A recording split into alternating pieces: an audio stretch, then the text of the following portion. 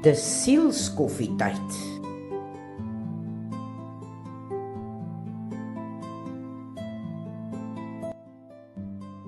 Ek hou daarvan om mense dop te hou.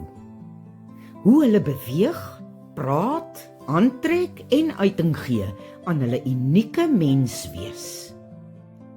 Daar is die wat altyd deftig geklee is met duursame klere en gremering, en dan die wat sportief aantrek omdat dit gemaklik is met 'n poniestert op die kop. Baie mense kruip weg agter hoe hulle uiterlik lyk. Mooi, swak of lelik. Hulle manier van praat en hoe hulle dinge doen om die pyn en seer wat hulle binne in hulle self dra, weg te steek en so die lewe net 'n bietjie meer draaglik te maak. 'n Mens kan net so lank voorgee dat alles reg en oukei is. Net so lank glimlag en sê, dit gaan goed met my, terwyl jou hart eintlik stilletjies uitmekaar val. Want die gespoeg en plak aan jou uiterlike kan nooit die innerlike seer dra nie. Jy kan net so lank aanhou sterk wees vir ander mense.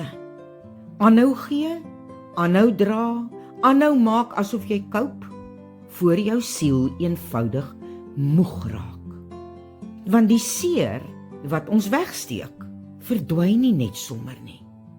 Dit lê daar en raak met tyd net swaarder. Ons leef in 'n wêreld waar mense geleer is om mooi te lyk, sterk te klink en altyd te wys dat jy alles onder beheer het. Maar weet jy wat? Dis uitputtend. Dit maak jou moeg, want om heeltyd te probeer lyk asof alles oukei is, verander net mooi niks. En hoekom moet jy nou vir die wêreld voorgee dat jy oukei is?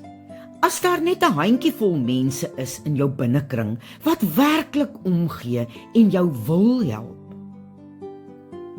dan wil ek ook vandag vir jou sê, dis oukei om nie oukei te wees nie. Jy hoef nie altyd die sterk een te wees nie. Jy hoef nie heeltyd almal anders te dra terwyl jy self besig is om te breek nie. Dis nie swakheid om te erken jy sukkel nie. Dis nie swakheid om te huil nie. Dis nie swakheid om te sê, ek is moeg, of ek kan nie meer alleen hiermee deel nie. Dis eintlik hier waar genesing begin. Die oomblik wanneer jy dit hardop kan erken. Want God kan nie werk met ons maskers nie. Hy werk met die waarheid. Hy ontmoet jou nie in die weergawe van jouself wat maak asof alles fyn is nie. Hy ontmoet jou in jou rouste, eerlikste en gebroke oomblikke. So, as jy lankal net probeer oorleef en voorgee en sterk bly vir almal anders, het dit tyd geword om daardie las neer te sit by Jesus se voete, om aan Vader te erken dat jy dit nie langer self meer kan dra of wil dra nie. Jou hart het te lank gesmeek na rus en genesing, en dis in daardie rou en eerlike oomblik van erkenning en oorgawe wat God sy werk in jou en my kan begin. En dit sal altyd lei tot volledige genesing.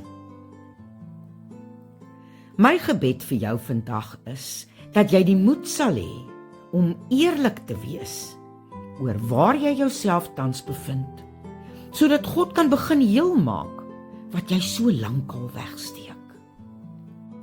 Sien hoe jou uiterlike begin blom wanneer jou binneste gesond word. Jy skuld dit vir jou mense wat naby jou leef, om jouself nie net uiterlik te versorg nie, maar ook innerlik, sodat jy eerlik en opreg aan jouself en ander kan erken en bely dat dit met jou goed gaan en so ook dankbaar te leef vir elke oomblik wat aan jou gegee is.